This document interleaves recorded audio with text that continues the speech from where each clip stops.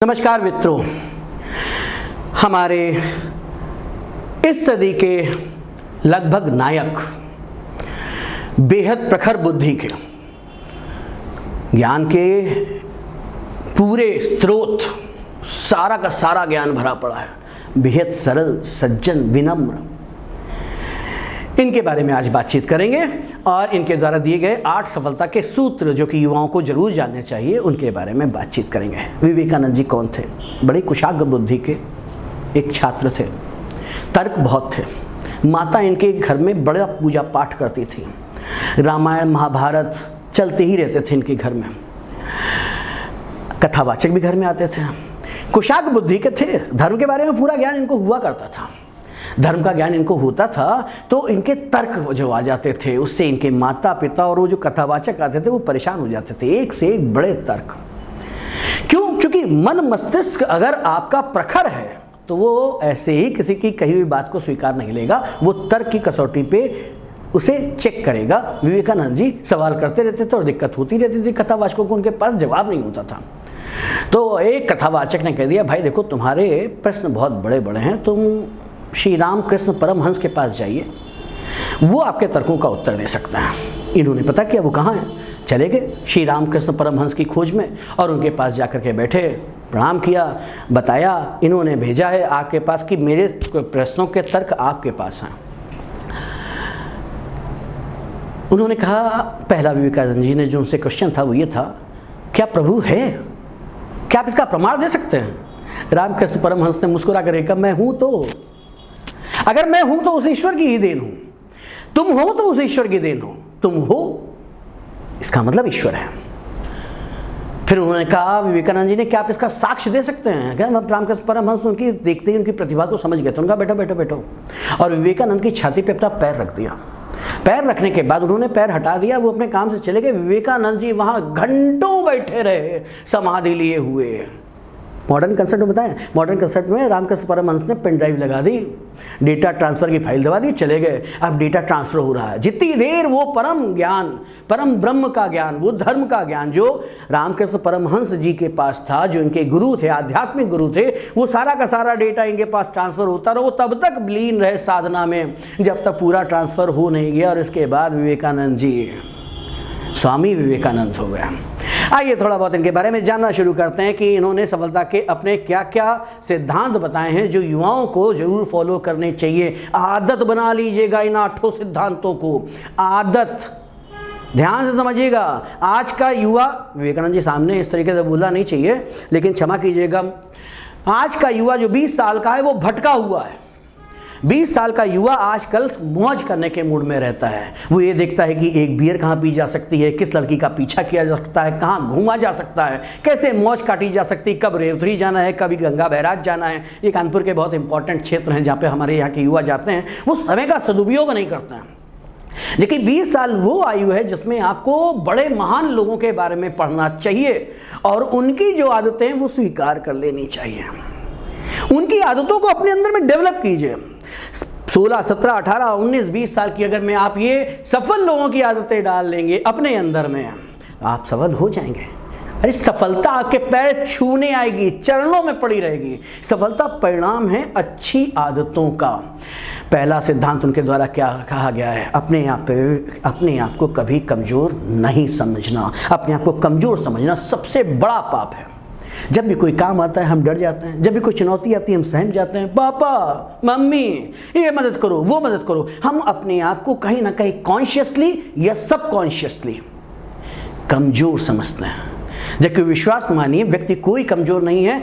विवेकानंद जी का कहना है कि यदि आप अपनी ऊर्जा, संपूर्ण बल, संपूर्ण पुरुषार्थ का प्रयोग करेंगे तो आप हर लक्ष्य को प्राप्त कर लेंगे। अपने अंदर ये विश्वास डेवलप करना आज से शुरू कर दीजिए कि मैं अपने आप को कभी कमजोर नहीं समझूंगा, भले ही चुनौतियों का सामने पहाड़ खड़ा हुआ हो। दूसरे नंबर पर विवेकानंद जी ने कहा है, ये सब ने सुना लगभग, ये बहुत पॉपुलर है, ये सब जगह चलता है, लोगों ने कहीं ना कहीं पढ़ा है, उठो जागो और बढ़ते रहो जब तक आप अपने लक्ष्य को प्राप्त ना कर लो।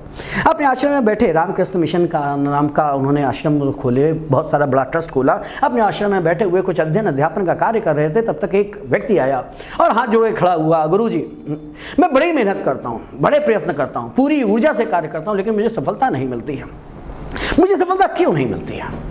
विवेकानंद जी ने कहा तुम्हारे पास 1 घंटे का टाइम है?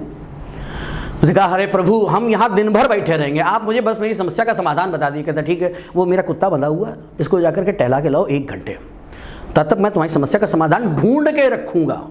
ये नहीं कहूँगा ढूंढ रहा हूँ, ढूंढ के रखूँगा। वादा कर दिया कि तुम आओगे हम तुम्हें समस्या का समाधान देंगे। 1 घंटे बाद जब वो टहला टोलू करके आया तो वो फिर अपना अध्ययन कर रहे थे। अरे स्वामी जी आपने मेरी समस्या का हल नहीं ढूंढा क्या? उनका ढूंढ लिया, बैठो। ये बताओ ये कुत्ता हाँफ क्यों रहा इतना? तुम तो नहीं हाँफ रहे हो, ये बहुत थका लग रहा है, तुम नहीं थके लग रहे हो। उनका ये अकल नहीं इसके पास, हम तो सीधी रेखा में धीरे धीरे चले जा रहे थे, हमें 1 घंटे टहलना था। लेकिन ये बेचारा भड़बड़ाया हुआ था, कभी इधर भाग जाता था, फिर कभी उधर कुछ दिख जाता था, उधर भाग जाता था, फिर भाग रहा था पूरे टाइम बेचैन सा, कभी इसको ढूंढे, कभी उसको ढूंढे, कभी उसको ढूंढे, कभी उसको ढूंढे। फिर विवेकानंद जी के ऐसे कुछ मिला? उसने कहा नहीं, खाली आता है, कुछ नहीं मिला। तो उनका बस यही तुम्हारी समस्या है, तुम अपने लक्ष्य को नहीं देख रहे हो। लक्ष्य पहले निर्धारित करो, और लक्ष्य अगर आप तय कर ले तो फिर धीरे धीरे ही सही सतत रूप से एक सीधी रेखा में, किस रेखा में? लक्ष्य की रेखा में चलते रहिए। आप थकेंगे भी नहीं और मंजिल हासिल भी होगी। अदरवाइज आप उस स्वान के तरीके से बिहेव करेंगे जो ऊर्जा तो बहुत खर्चा कर चुका है लेकिन उसको परिणाम नहीं मिला है। याद रखना है, उठो जागो और तब तक बढ़ते रहो जब तक तुम अपने लक्ष्य को प्राप्त ना कर लो। ये याद रखिएगा कि आपको पहले लक्ष्य का निर्धारण कर लेना है। तीसरे स्तर पर यह है कि यदि आप खुद पर विश्वास नहीं करते हैं तो आप ईश्वर पर भी विश्वास नहीं कर सकते हैं। आप ईश्वर का अंश हैं। अगर आप ईश्वर के अंश पे विश्वास नहीं कर सकते तो ईश्वर पर क्या विश्वास करेंगे? अब इसकी अगली लाइन लिखी नहीं है लेकिन समझ जाइए, जब आप ही ईश्वर पर विश्वास नहीं करेंगे तो ईश्वर आप पर कभी विश्वास नहीं करेगा, आपसे सफलता कोसों दूर रहेगी। सब दिया हुआ ईश्वर का है। ईश्वर आप पर विश्वास करता है तो आपको देता है, अगर वो विश्वास नहीं करता तो फिर वो आपको नहीं देता है। तो ये मान के चलिए कि you have to believe on yourself, your potential, your strength, your dedication, determination, willingness of success. जब आप इस सब पे विश्वास कर लेते हैं, नहीं भाई साहब अगर हम प्रयास करेंगे तो सफलता मिलेगी। अगर आप विश्वास कर लेते हैं तो आप ईश्वर पे विश्वास करेंगे, ईश्वर महान है, वो मुझे मेरी सफलता देगा। ईश्वर आप पर विश्वास कर लेता है, अरे ये इतना दमदार आदमी, इसको तो सफलता देनी पड़ेगी, आपको सफलता मिलती है। लेकिन ये याद रखिएगा कि अपने ऊपर विश्वास अचानक नहीं हो जाता है, इसके लिए बहुत प्रयास, बहुत प्रयत्न करने पड़ते हैं। शुरुआत में बताया है आपको वो आदतें विकसित करनी पड़ेंगी जो सफल आदमियों की हैं। कोई भी पढ़ लीजिए, आप रतन टाटा को ले लीजिए, अजीम प्रेम जी को ले लीजिए, कृष्णमूर्ति को ले लीजिए, नरेंद्र मोदी जी को ले लीजिए, किसी को ले लीजिए जो सफल है।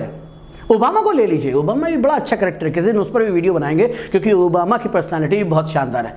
अब अगला, अगर आपको संघर्ष ज़्यादा करना पड़े तो मायूस नहीं होना है, हताश नहीं होना है, झुकना नहीं है, रुकना नहीं है। क्यों?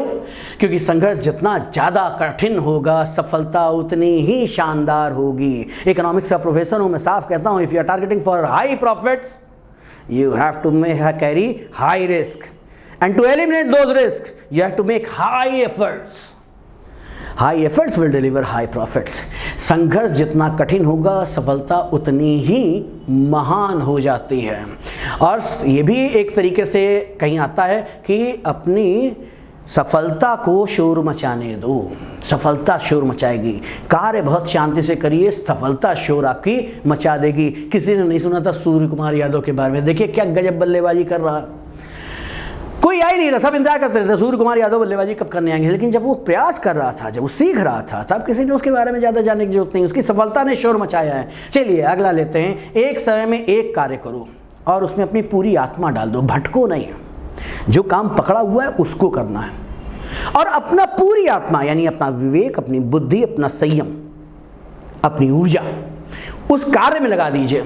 अगर आप ये सारी चीज़ें अपने उसमें लगा देंगे तो फिर कार्य का सिद्ध ना होना संभव नहीं हो सकता है।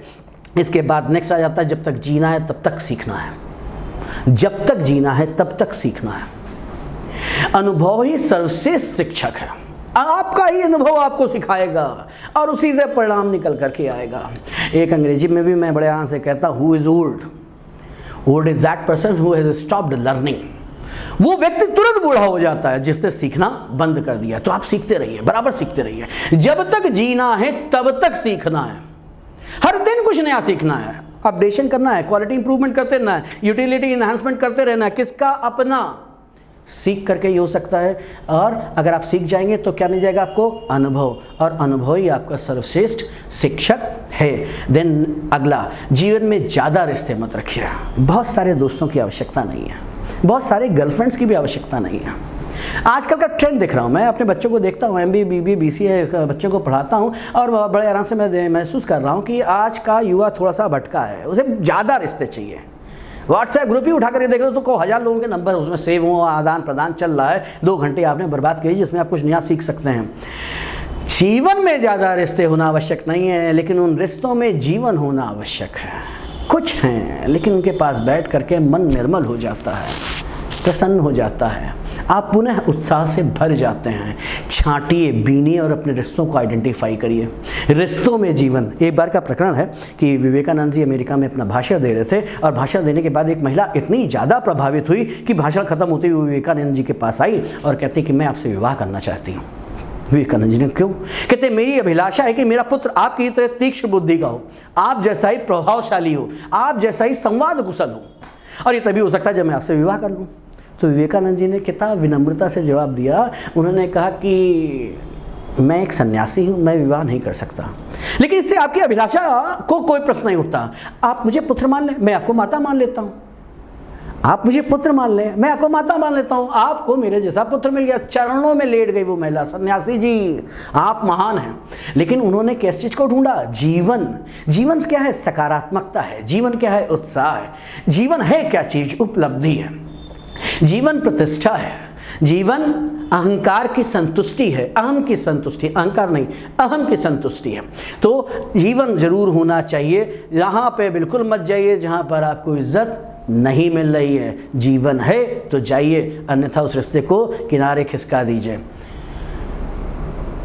चलिए जाने दीजिए, आज राजनीतिक बात नहीं करेंगे, आज विवेकानंद जी के बारे में बात करें। दिल और दिमाग में जब लड़ाई हो रही हो तो दिल की सुनो। अब यहाँ पे कोई भी शब्द लगा सकते हैं आप, उन्होंने दिल लगाया है, आप मन लगा सकते हैं, आप आत्मा लगा सकते हैं, लेकिन आप जानते हैं कि आपके अंदर एक विवेक है।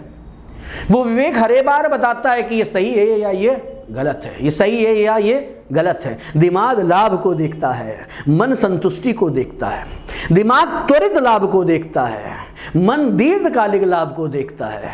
दोनों स्थितियों में कौन ज़्यादा बड़ी चीज़ है? दिल ज़्यादा बड़ा है, मन ज़्यादा बड़ा है। आज के वाणिज्यिक युग में सब कुछ कमर्शियलाइज्ड हो चुका है, शिक्षा भी इवन कमर्शियल हो गई है, लेकिन इसके बावजूद भी कई बार मन में विवेक जागता है कि नहीं भाई, ये आर्थिक रूप से कमज़ोर, इससे पूरी फीस मत लो। ये बहुत ज़्यादा कमज़ोर, इससे बिल्कुल फीस ना लो। एक छात्र बड़े आराम से है, उसने बताया कि हाहाकार मच गया कोरोना में, माता भी नहीं रहे, पिता भी नहीं रहे, और फ्री में पढ़ो तुम। ये क्या है? ये विवेक है। और जो दिमाग है वो हमेशा क्या करे? इसकी फीस नहीं आई, ये गड़बड़ है, इसको मत सुनिए आप। फिर या एक और चीज़, ये बहुत शानदार कोट है और ये कोट ये बताती है, चेक करती है, कराती है कि आप सही पाथ पर हैं या नहीं। बड़ा इंटरेस्टिंग चीज़ है। निगेटिविटी से पॉजिटिविटी पे पलट दिया है, ऋणात्मक चीज़ से सकारात्मक चीज़ निकाली है। बहुत शानदार। और वो क्या है? यदि किसी दिन आपके पास कोई समस्या ना आए, सब कुछ आसानी से हो गया, सुबह कॉलेज गए और शाम तक चले, नो प्रॉब्लम नहीं आए, समझ जाइए कि आप किसी गलत मार्ग पे हैं। सिर्फ गलत मार्ग पर संभावनाएं चुनौतियों की नहीं होती हैं। यदि आप सही पथ पर हैं, यदि आप कठिन पथ पर हैं, यदि आप बड़े लक्ष्य के लिए जा रहे हैं, तो आपके सामने हमेशा समस्याएं आती रहेंगी। तो इसको चेक करते रहिए, whether I am on a right path और not. And if you are finding no problem, आज का दिन हो गया कोई प्रॉब्लम नहीं है, कल का दिन भी गुजर गया कोई प्रॉब्लम नहीं है, भाई साहब चेक करो, you are on a wrong path. Then next, ये याद रखिएगा, पहले हर अच्छी बात, ये पहले हर बड़ी बात का मजाक बनता है। ये मोदी कश्मीर तोड़ देगा, नहीं, हो ही नहीं सकता। कश्मीर नहीं तोड़ सकते, ये कश्मीर को अनुच्छेद 370 को नहीं छू सकते, पहले उसका मजाक बनता है। फिर कपिल सिब्बल और अब्दुल्ला बुखारी चीख चीख के बोलते हैं इनकी हिम्मत कैसे हो रही है, सेना कैसे भेज रहे हैं। ये विरोध होता है, राष्ट्रीय स्तर पर विरोध होता है। और आज इतने 1 साल से ज़्यादा का समय हो गया, पूरी शांति छाई हुई है, कश्मीर विकास के पथ पर चल रहा है। स्वीकार कर लिया, पहले हर बड़ी बात का मजाक बनता है, फिर उसका विरोध होता है, उसके बाद स्वीकारी जाती है। तो यदि आपके मन मस्तिष्क में कोई बड़ी बात आ जाए और लोग उसका मजाक उड़ाने लगे, चंदन विष व्यापत नहीं लपटे रहत भुजंग, उनसे प्रभावित होने की आपको आवश्यकता नहीं है। आप हमेशा ये कोशिश कीजिए कि जो मेरा विचार है, याद रखिएगा, अंग्रेजी में कोट है बड़ा शानदार सा, anything what human mind can conceive and believe shall be achieved.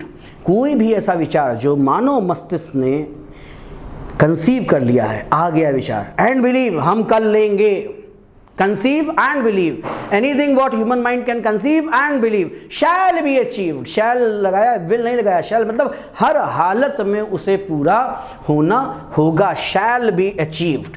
आज के लिए यहाँ तक। विवेकानंद जी के बारे में दोबारा फिर कभी वीडियो बनाएंगे, तब उनकी आत्मकथा के बारे में बताएंगे, उनके ज्ञान के बारे में बताएंगे। यदि आप लोगों को ये वीडियो पसंद आया हो तो, और अगर आप चाहते हैं कि विवेकानंद जी की ये सीख दूसरे युवाओं तक भी पहुँचे, वो भी सफलता के पथ को आएँ, वो भी अच्छी आदतों को अपने में डालें, तो अपने मित्रों के साथ इसको शेयर कीजिए। वीडियो में अंत तक बनने के लिए बहुत बहुत शुक्रिया, धन्यवाद।